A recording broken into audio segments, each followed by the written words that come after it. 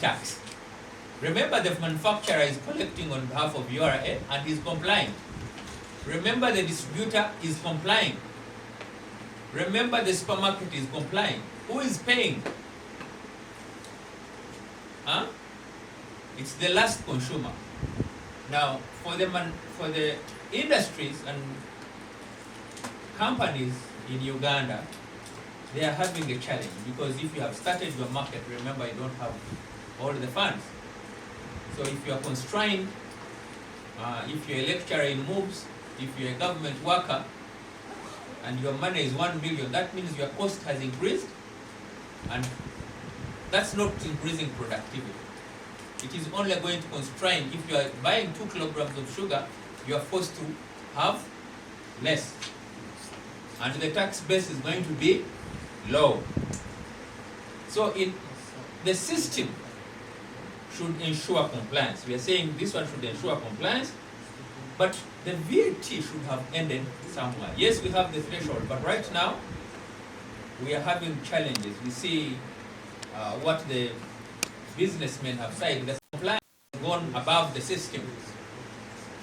The compliance is also in terms of human beings. The human beings are staged at every shop. I have heard that, and that is not interesting, because the system should have been fair. Once you have captured the taxation, then you don't have to involve human beings again to tax. And I think that is what happened in Chikuvo, and that is what is happening in other places. So we are still saying that IFRIS is good, but what should be done? Should this tax be infinite? So this one we are proposing, because we must have policy alternatives. Everybody should pay tax. After VAT has been collected at the threshold level, we are proposing that sales tax would be the best solution after, because every person sells, and IFRIS can cover this gap, especially to the Kasita group. What must be done is people who sell, and that is that's the same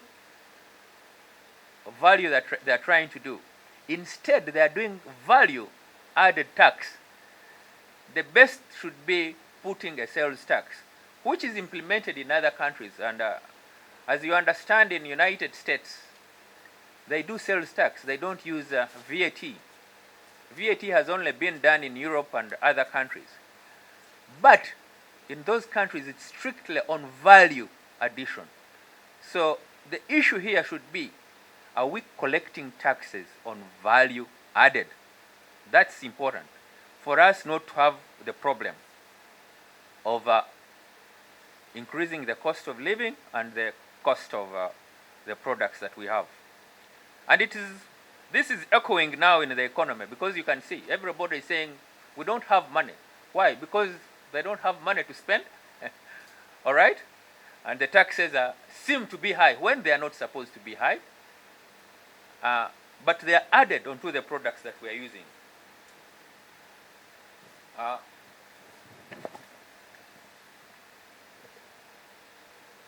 What does the effect of manufacturers? The manufacturers have been pushed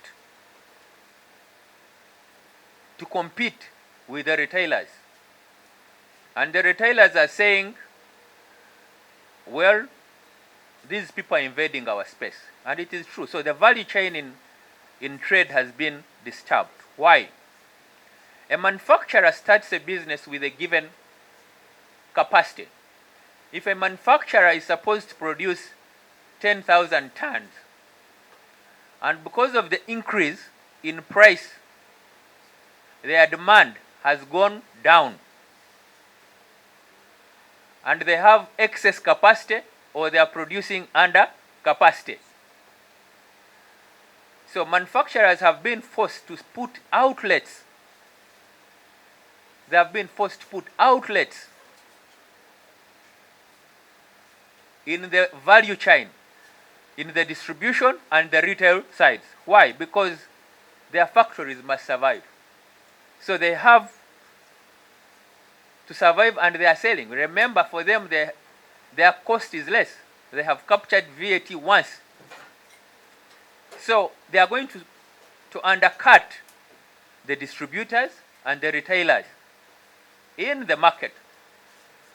That's why we have now a big issue, especially in the clothes sector, where the Chinese who bring jeans, or the ones who are manufacturing, who have industries for jeans, instead of allowing our people who are retailers in the market, they are going into direct sales because they can pay at a low price. This is because of the compounding price, the compounding tax in IFRIS, and it must be looked at. If distributors were given a leeway and they pay back the VAT which they collect on behalf of the manufacturers, then we would not have a problem of them, because the demand would be high and the price will be less. So that's the challenge right now. So again, the sales tax would help. The distributors and the retailers would collect this one effectively. We also have an issue of constrained distribution, because distributors were used to get goods on credit. This has constrained at the farm gate now of manufacturers, because the e-receipt system immediately captures VAT. So it has created uncertainty on how much credit can be given. And of course, it constrains sales and the demand, as my colleague has said. That's why we have, previously we had loyalty points in supermarkets. Now they are not there. The distribution costs have gone high. But also there is a cost that a distributor adds, because as soon as he adds 18% on his markup, that's high. That has constrained their working capital, and previously they used to get on credit. Why? IFRIS says you must file VAT every month. Now the practice of VAT in most countries is you file it after 3 months. Now, which is quarterly. Now, IFRIS is insisting we must pay every 15th. A distributor gets goods, he gets a credit period of 2 weeks from the manufacturer. And then he also has to distribute. Maybe he also has credit terms, because the supermarkets or whatever he's supplying, also he has a credit period he's giving, because that's why somebody is going to trust him. But after 15th, after, is it 5th? When you have not filed with URA, you are going to get a penalty. So that has put the distributors online. They can no longer get these facilities. But that constrains the tax base. That's why we are proposing that VAT should be done quarterly, because internationally where VAT is done, it is filed quarterly. The e-receipts are done, but let not the traders be put on an issue of filing taxes. That has also become part of their duties every month, even when the taxes are known. Because in this case, once IFRIS is implemented to the dot, the tax authority knows how much it's supposed to collect. That doesn't attack the target lines. It doesn't, you have already complied. A certain business X is already known that you are supposed to file these taxes. So the period of taxation, I think, is also another issue to look at. And it's an alternative that we should think of to help this system move. We are also bothered, again,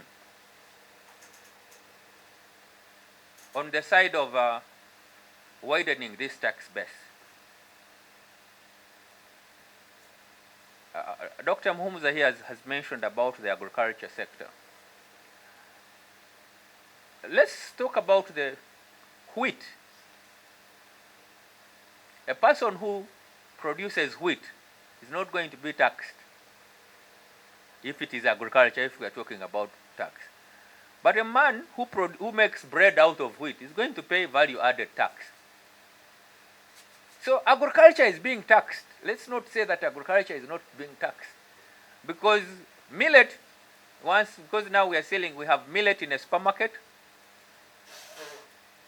the people have packed it. We now have various people who are doing it. So at the supermarket level, IFRIS is there, and it's clear. So agriculture is being taxed. Milk is being taxed because once you are, the main issue is the threshold. So we need also to be clear on what we need to get. So IFRIS should be implemented not as a tax, not as a system to hit targets. We shouldn't use it to hit targets of revenue, but it should be an enabler of the taxpayer to file taxes, not as a punitive system to enforce tax collection. This is very, very important. The cost of its implementation should be progressively deducted from the taxpayer as service fee, not as a one-time off, which is costly, because that's another issue that people have talked about.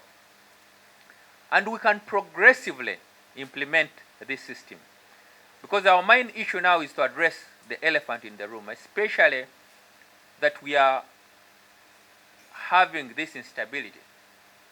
In our space, we are looking what alternatives can be done. Not saying, oh, the traders don't want it, the government wants it. No. In the interim, what can be done? But these are the issues. Can we revisit the thresholds? Can we look at an alternative? Because everybody must pay tax. And I've said everybody must pay tax. We are going to continue saying, if a manufacturer is sending a bottle of water and he says, for me to sell this, it's 1,000. Why does this one go up to 1,500? Because we are constantly adding value. Why has the price of a newspaper, for example, not increased? Because there is, all those are there.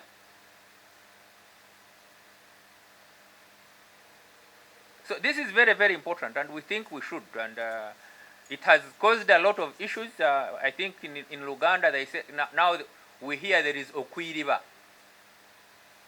Okui River, people have not interpreted it properly. Others have not, and I had the chance to understand. So what the shopkeeper is saying, he's not going to receipt. He's going to keep, and he's going to sell you without tax if you need a low price.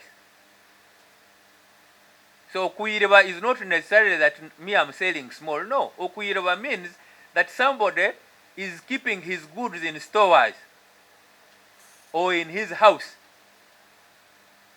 If you are insisting on somebody having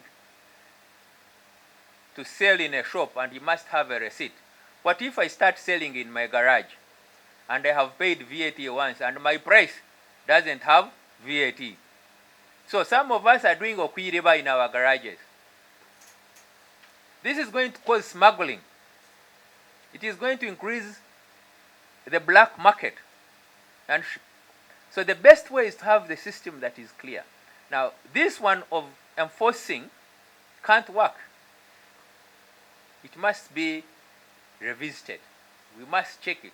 Because if I buy my 400 kilograms of sugar from Kakira and I bring them in my garage, are you going to ask me an IFRIS receipt? Small shops don't have IFRIS. For example, at my village where I stay, so they are selling the sugar less the 18%, which the supermarket person has put up.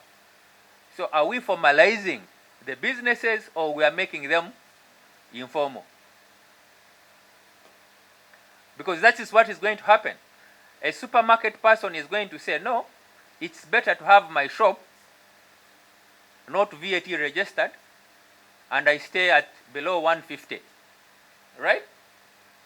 I'm not VAT registered, I stay operating under 150. That's why we're saying the alternative is a sales tax. And that sales tax is small, much less, but across, it cuts across. Every person is going to pay it. Right now, the IFRIS is not making it equitable. It's not. The tax is not equitable. And who is paying it? At the end of the day, it is the lowest man who is paying the biggest price. These other people, all of them are just collecting. And me, Omuntu Wawansi, is the one who is paying the highest amount. That is the big thing. That's why we need that revisited and checked as a policy alternative. There is more to do in terms of this argument and in terms of alternatives, and that's why we need to engage and engage and engage and engage. I thank you. Again, we haven't talked about, there is also an emerging issue about withholding tax. Government has that policy of any person must be paying withholding tax. I'm going to use withholding tax on imported cars. Remember, you are going to pay about 6 taxes: import duty, VAT on a car, excise duty, stamp duty, everything. When you pay that withholding tax on a car, for people like me who has imported his own car, they withhold 6%. And remember, I have not bought that car for business that I'm going to keep, or next time I'm going to report. I have bought a personal car, right? That tax is withheld forever. Unless I fail taxes, and I don't know how many of us fail taxes. But with the purpose of withholding tax, it is assumed that when you are going to ask taxes, you should ask for you should reconcile that tax back. So withholding tax on these cars, it's another issue. It's another policy alternative that needs to be seen. Again, it is also, I have interacted with the traders and retailers. They are paying environmental tax. Environmental tax on imported clothes, not the reconditioned ones, but new taxes, new clothes. There is environmental tax. There is an infrastructure levy on new clothes. So are these taxes supposed to be standard? Have those taxes been seen? I'm mentioning that this is what is constraining our productivity. That a lot of our working capital is not being multiplied. And again, I'll mention this, that you see, government is consumptive in nature. It doesn't create taxes. The business, the private sector, and we are private sector led, Dr. Mhumza. That's my assumption again. We are private sector led. We want to have as much money back to the economy. Now, when we tax ourselves into development, it becomes a problem. We need to have other ways of how we multiply our tax base or increase it. Thank you. That's when we have decided to discuss it, and I think we should apologize. We owe much as people who are in this space. We should have had these engagements more and more. But now we are having strikes. That's when we decide to engage this. But on the side of it, we have been engaging. Let me address it like this.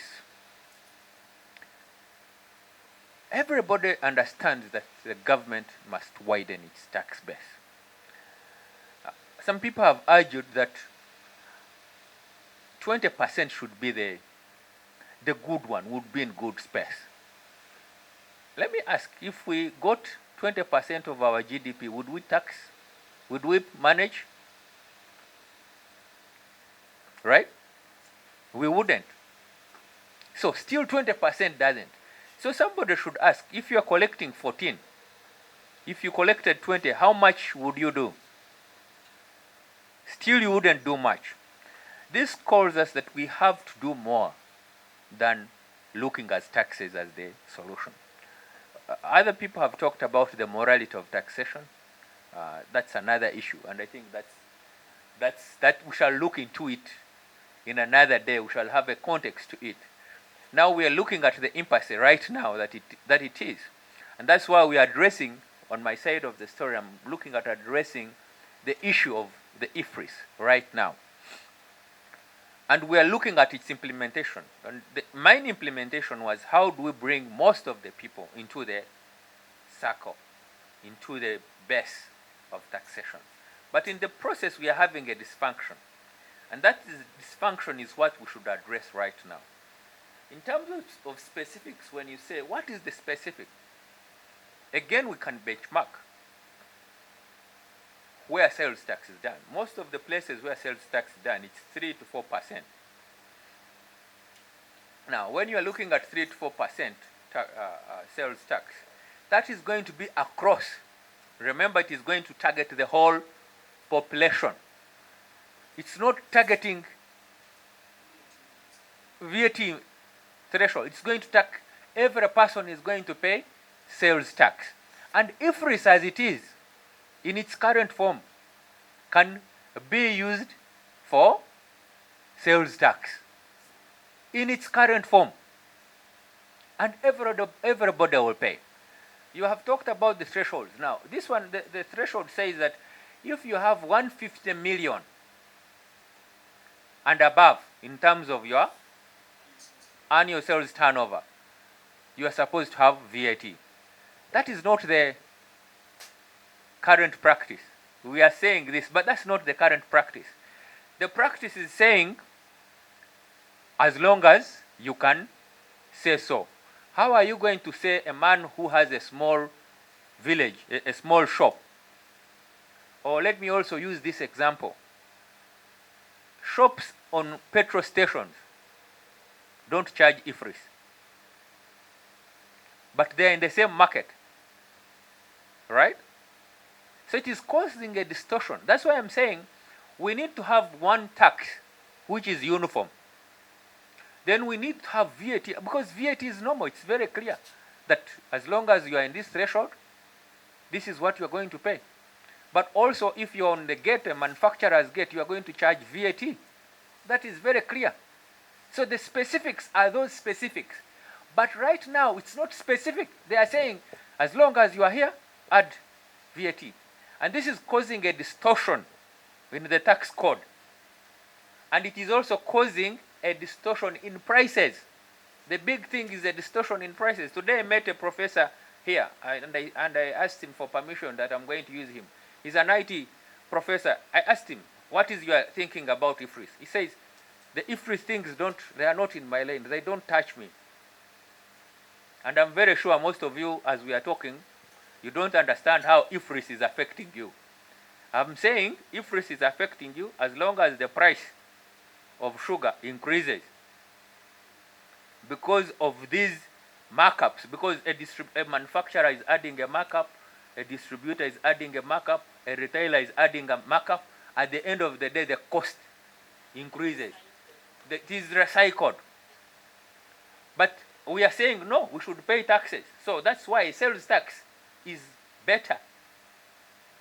And again, we are not looking at VAT as the only tax, because IFRIS has targeted VAT. It's not the only tax. All other taxes are being done, and there is no question. They are being paid, and there is no question. So VAT, because of its implementation and because of its effect of 18%, is the problem. Corporate tax, again, that's the issue. Corporate tax, why it is fair, if you make losses, you don't pay. If you make profits, you pay.